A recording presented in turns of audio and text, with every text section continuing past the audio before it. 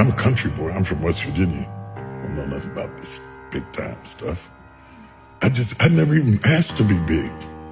I wanted to be effective, not famous.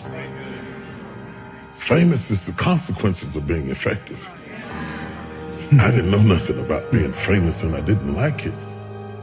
And so there I was, and when you first knew, everybody attacks you first and figures you out later. Because though we say you're innocent until proven guilty, the reality is you're really guilty till proven innocent. I didn't know that then, and I was young, upstart. You have to understand that you're looking at a 60-year-old man, but you're talking about something that's happening to a guy in his late 20s. His little kids. And the first time I was in the Washington Post, the article was so vicious it made me nauseous. I was so shocked that you could say that stuff about somebody you didn't even know based on assumptions and a little bit of this and a little bit of that. They piece it all together and you don't get the same thing back. So I decided I don't want this. I was preaching for Pastor Bishop Donnie Mears, and nobody knew it because preachers can override their feelings and function. I preached, the place was on fire, but inside I wanted to quit.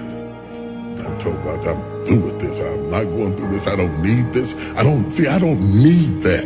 I don't have to have all of that stuff to be happy.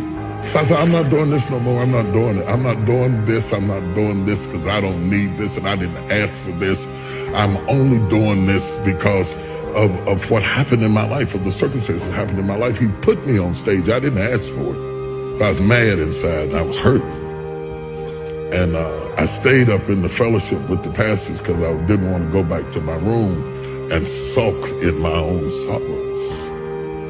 And they said, there's a lady downstairs waiting to see you. The service was over and the fellowship was over. The pastor started to leave. I was trying to outwait her. I thought she'd give up and leave. And when I finally came down the steps, she was there. And she was just a willowy bit of a woman. And she said, Bishop Jakes, she said, I've been in the hospital. She said, I was pregnant in my fallopian tubes, and the baby died in my tubes, and I was carrying around a dead baby, and the toxicity from the baby almost killed me. And she said, the only thing that kept me alive was hearing you preach. She said, if you hadn't been preaching to me every day, I swear I would have died.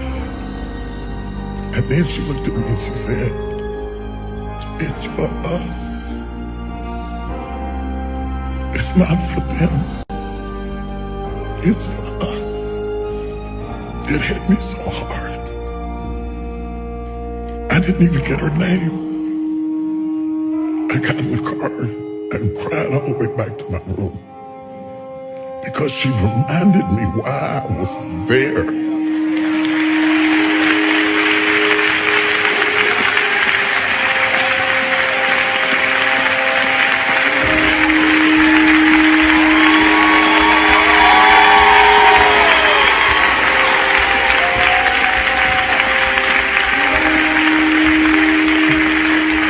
I just left last week when I text you.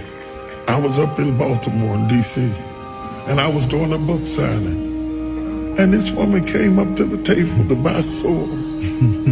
She said, you don't remember me, do you?